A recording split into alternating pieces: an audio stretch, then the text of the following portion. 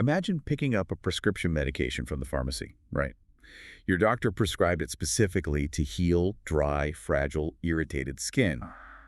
But when you look at the box, there is this massive, terrifying black box warning label telling you this cream could cause heart attacks, strokes, and cancer. Oh, yeah. You'd probably throw it straight in the trash. I mean, I would. Yeah. But what if I told you that for one specific, incredibly common condition, that warning label is based on an enormous medical misunderstanding? It's honestly a profound failure in patient communication. It really is.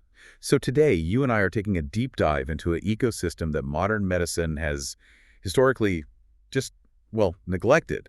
We're talking about the genitourinary system during menopause and a condition known as genitourinary syndrome of menopause, or GSM. Right. And we have a massive stack of medical guidelines in front of us today, from the American Urological Association, the British Menopause Society, the RECGP. Yeah, a lot of heavy hitters. Exactly. And they all point out that millions of women are suffering through symptoms like severe vaginal dryness, painful sex, recurrent urinary tract infections, and just generally thinning tissue. And they suffer in silence. They do, yeah. Assuming it's just, an inevitable consequence of aging.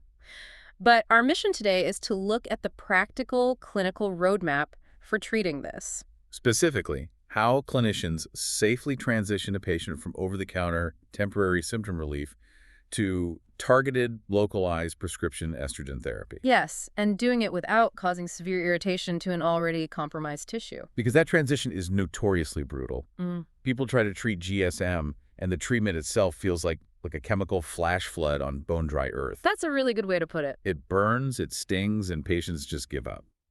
But before we get to the prescription pad and that terrifying warning label, I want to look at where the guidelines actually tell doctors to start. Right, the baseline. The first line of defense is always over-the-counter moisturizers and lubricants. And I have to admit, for a long time, I genuinely thought those were just two marketing terms for the exact same product. Oh, you're definitely not alone in that. But clinically speaking, they serve entirely different purposes. Okay. And they act on the vaginal epithelium, the cellular lining of the tissue, in completely different ways. So let's look at the mechanisms. Moisturizers, which include products like Replens, YesVM, and Hyalofem, they're formulated for regular ongoing use. Got it. Their whole function is to bind to the vaginal epithelium and physically alter the water content within the cells themselves. Wow, inside the cells. Exactly. And they also often contain components designed to lower the vaginal pH to a more natural acidic level, which helps fend off bad bacteria. So the guidelines suggest applying them a few times a week, completely independent of whether someone's having sex or not. Yes, exactly. Yeah. It makes me think of like a daily facial lotion. You apply it every morning just to maintain the integrity of your skin barrier, regardless of what you are doing that day. That's the perfect analogy. Whereas lubricants operate on a much shorter timeline, Right. they are strictly for immediate friction relief during penetrative activity, whether that is intercourse or a pelvic exam. They just sit on the surface rather than altering the cellular moisture content long term. Yeah, and you can find those in water-based, silicone-based, or oil-based formulations, right? Correct. So the moisturizer is the daily restorative lotion, and the lubricant is a heavy-duty lip balm you smear on right before walking into a freezing windstorm. Yeah, it's a temporary shield. But looking at the World Health Organization guidelines, clinicians are warned to be highly selective about which shield they recommend. You can't just grab anything off the pharmacy shelf. Because of the chemistry. Right. And the osmolality data really caught me off guard here. Oh, osmolality is a critical factor that almost always gets ignored by consumers. I didn't even know what it meant. Well, it refers to the concentration of dissolved particles like sugars, salts, or synthetic compounds in a fluid. The WHO guidelines are very clear that vaginal lubricants should ideally have an osmolality below 380 milliosmoles per kilogram. And absolutely no higher than 1,200, right? Absolutely no higher than 1,200. See, I struggled to wrap my head around this at first. If a patient is buying a liquid lubricant to fix dryness, how can a wet product make them drier? It comes down to cellular biology and the concentration gradient. Okay, take me back to high school science. Right. Well, nature always wants to find balance, so if you introduce a hyperosmolar lubricant, meaning it has a massive concentration of particles compared to the cells in your vaginal tissue water, will physically move across the cell membrane to try and dilute that lubricant. Wait, so it literally pulls the water out of your epithelial cells, It pulls it right out. which causes the cells to shrivel up and die. Yes. That is wild. You apply a product to get moisture, and it actively dehydrates your tissue at a microscopic level, leading to more sloughing and irritation the next day. Precisely. And this is why the guidelines also stress checking the pH. A healthy estrogenized vagina relies on lactobacilli. The good bacteria. Exactly. Good bacteria that produce lactic acid, keeping the environment at a pH between 3.5 and 4.5. Nice and acidic. Right. But when estrogen drops in menopause, the lactobacilli die off and the pH rises, becoming more alkaline. Oh, okay. So putting a highly alkaline lubricant into that environment just invites pathogenic bacteria to take over, leading to infections. So clinicians really need to recommend products balanced between a pH of 5.0 and 7.0 for this specific population. Wow.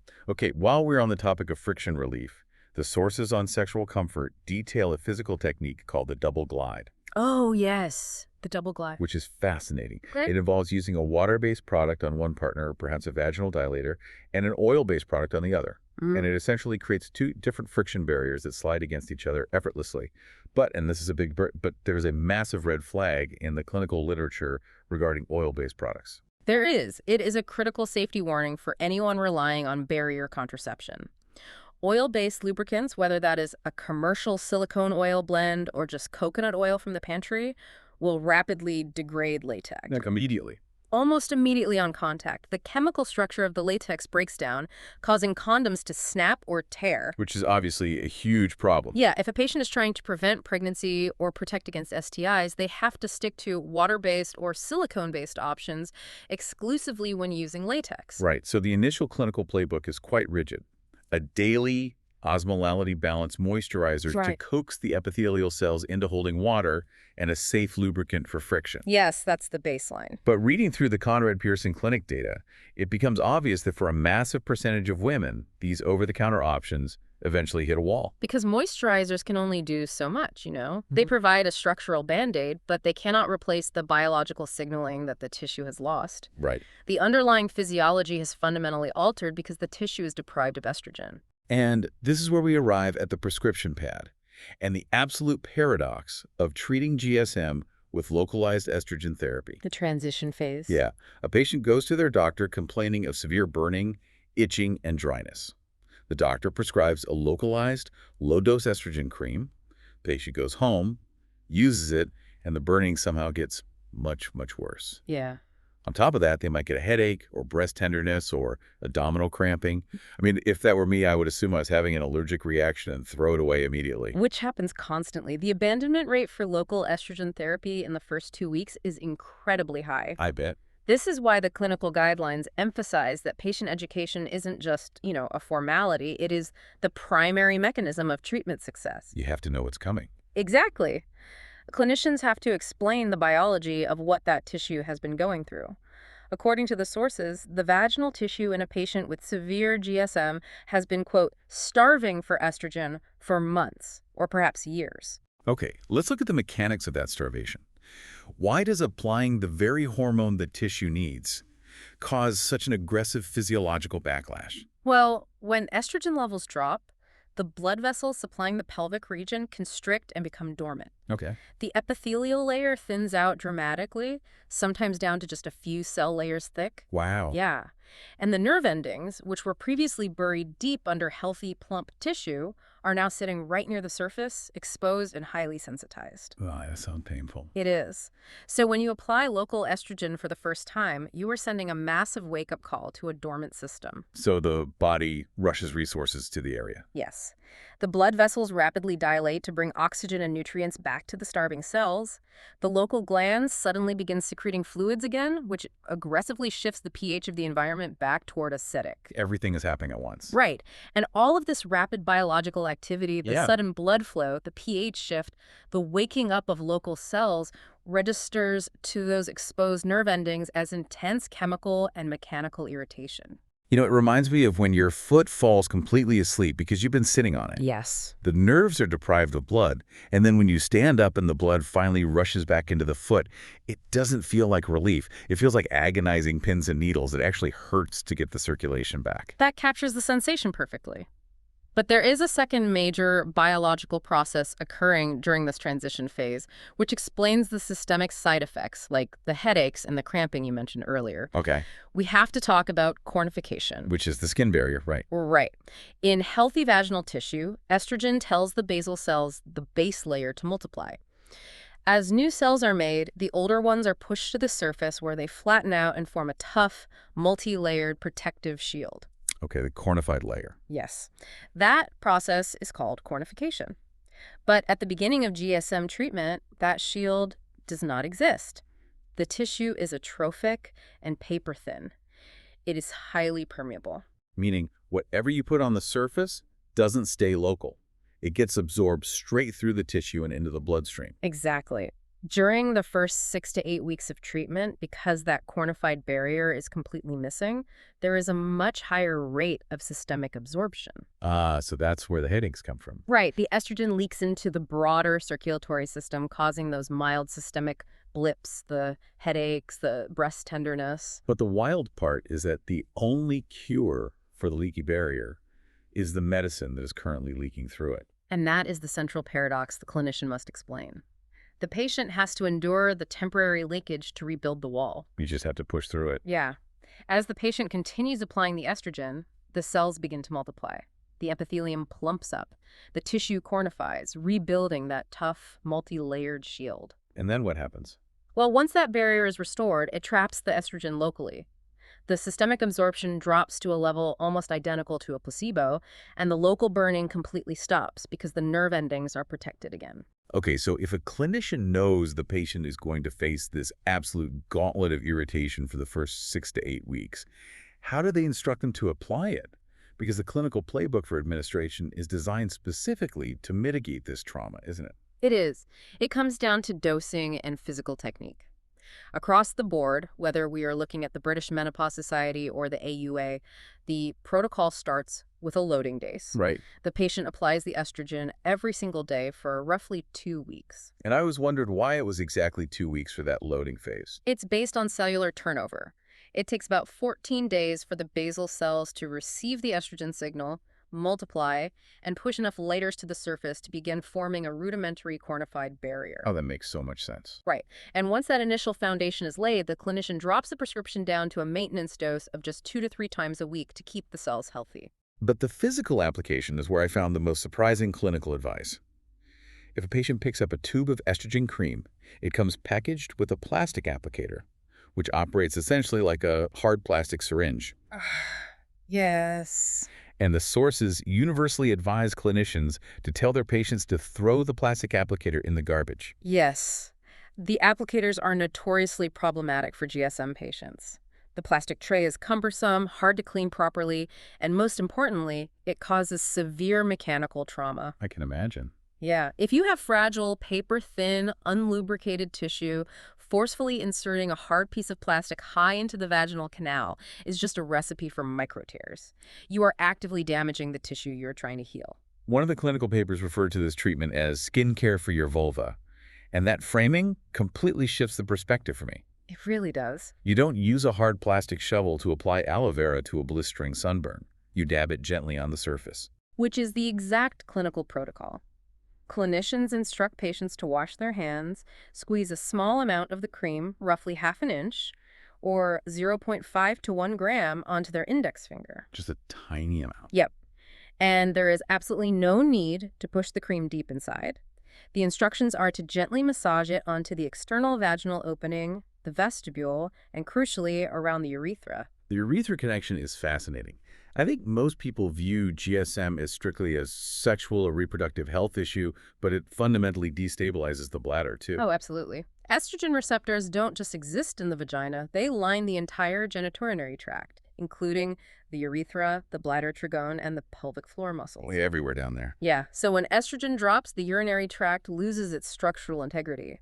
The urethra thins out, making it incredibly susceptible to bacteria, which is why postmenopausal women suffer from chronic recurrent UTIs. Right. By applying the cream externally, the estrogen naturally migrates and binds to the urethral receptors, rebuilding the bladder's local defense systems. But let's say a patient simply cannot tolerate the cream. Like the texture's irritating, or they have sensory issues, or they just hate the mess. The guidelines do provide alternative delivery vehicles for this exact reason, don't they? They do. There is a high degree of personalization available now.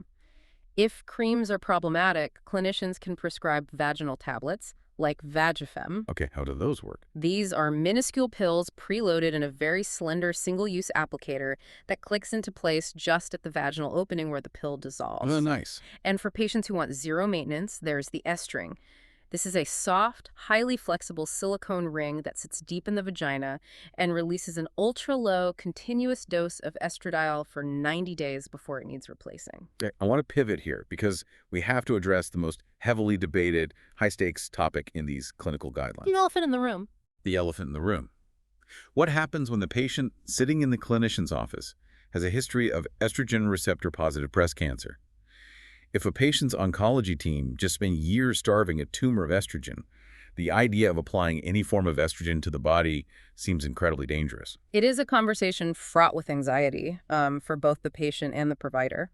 But the updated data from both the RACGP and the British Menopause Society provides very clear, evidence-based reassurance. Okay. The guidelines explicitly state that for breast cancer survivors experiencing severe GSM, non-hormonal moisturizers and lubricants must always be the first-line intervention. But as we established earlier, those often fail to fix the underlying cellular atrophy. Right. When they fail, the clinical consensus is that local low-dose vaginal estrogen can be safely used by breast cancer survivors. Oh, wow. Yes, this includes women who are actively taking aromatase inhibitors medications designed to eradicate every trace of estrogen in the body. This is done after a shared decision-making process with their oncologist, of course. But how is that physiologically possible? Wouldn't the local estrogen undo the work of the aromatase inhibitors? It brings us back to the mechanism of cornification we discussed earlier. The skin barrier again. Exactly. The clinical evidence shows that after that initial 6 to 8 week transition phase, once the tissue has rebuilt its tough, multi-layered shield, the systemic absorption of these ultra-low dose products drops to almost zero. So it's not circulating in their body. Right. Blood serum levels of estradiol do not rise above the normal postmenopausal baseline. The estrogen stays trapped in the pelvic tissue where it belongs. Long-term studies have not demonstrated an increased risk of cancer recurrence among women using localized treatments. Which brings us to the most infuriating part of the sources we reviewed. If the clinical consensus among the world's leading menopause and urology societies is that local estrogen is overwhelmingly safe, why does the FDA mandate a black box warning on the packaging that threatens cancer, strokes, and blood clots? It is a devastating example of legacy data freezing medical progress. In 2002, the Women's Health Initiative published a massive study on hormone replacement therapy. The WHI study, right? Yes, the WHI study. Right. But the study focused on high-dose systemic oral estrogen and progestin pills, and it found certain elevated health risks. The regulatory agencies panicked.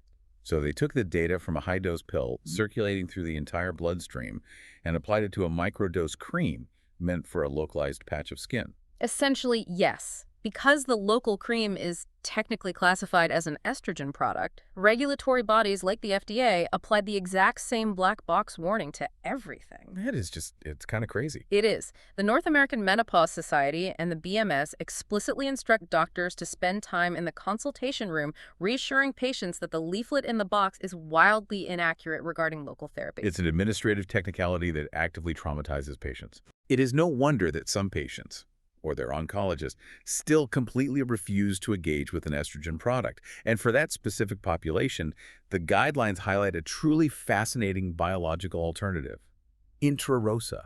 Yes, the generic name is prasterone, but it is effectively a DHEA insert. It's a 6.5 milligram waxy suppository used nightly. DHEA is completely unique in this context because it is a precursor hormone. It has no estrogenic activity on its own. I know DHEA is sometimes sold as an over-the-counter supplement, but how does introducing a precursor hormone locally fix the vaginal tissue without spiking blood levels? It relies on a biological process called intracrinology. Okay, intracrinology. Yeah, when you place the DHEA insert into the vagina, the local epithelial cells absorb it. Inside the actual cells, specific enzymes cleave that DHEA molecule, converting it into exactly what the cell needs at that moment. Like custom manufacturing. Exactly. A tiny amount of active estrogen and a tiny amount of active testosterone. I don't think most people realize that the vaginal tissue has androgen receptors and relies on testosterone at all. Oh, it absolutely does. The local testosterone is vital for maintaining pelvic floor muscle tone, optimizing nerve function, and treating severe dyspareunia, which is the clinical term for pain during sex. Right. But the magic of endocrinology is that the entire process, the creation, the utilization, and the deactivation of these hormones, happens entirely inside the cell. So it never spills out into the bloodstream. Never. It delivers the raw building materials directly to the construction site, and the local cellular machinery builds exactly what it needs without alerting the rest of the body. So synthesizing everything we've looked at in these clinical guidelines, navigating GSM is a profound transition. You start with the realization that OTC moisturizers and lubricants are essential tools, but they cannot reverse the structural starvation of the tissue. They manage the symptom, not the root cause of the atrophy. Right. So you transition to local estrogen or DHEA, and the clinician's primary job is to guide the patient through that paradoxical transition phase. Waking up dormant, starving nerves causes temporary burning, and the lack of a skin barrier causes temporary systemic leakage. But if the patient understands the biology, if they discard the plastic applicator, gently apply the cream externally, and endure the 6 to 12 weeks it takes for the tissue to cornify the barrier, rebuilds itself. It heals. Yes, the local burning stops, the systemic leakage halts, and the ecosystem is restored. But the key word in the clinical data is maintenance. If a patient stops using the local therapy, the tissue will inevitably start again, which leads to a really provocative idea raised by the experts in these sources. It really forces us to examine our cultural approach to preventative care. Think about dental hygiene. Okay. Society accepts that brushing your teeth every day is a non-negotiable habit to prevent decay. We don't wait until our teeth are actively rotting and falling out to buy our first toothbrush. No, we view it as completely normalized daily structural maintenance. So what if we applied that exact same logic to genitourinary health? What if society normalized localized vaginal skincare as a routine preventative habit at the very onset of perimenopause? Oh, wow. So if we intervened early with low-dose local therapy before the estrogen fully depletes, we could potentially prevent the tissue from ever starving in the first place. Exactly. We could avoid the severe atrophy, the recurrent UTIs, the agonizing pain during sex, and the brutal transition burning entirely. It completely reframes how we approach aging. We shouldn't be waiting for the ecosystem to collapse before we decide to intervene. That is a massive paradigm shift in how we view the biology of menopause. Well, thank you for joining us on this deep dive into the clinical guidelines. I hope you take this knowledge, maybe share it with someone who might be quietly struggling, and remember that when it comes to the health of this particular ecosystem, you don't have to wait for the desert to crack before you finally turn on the water.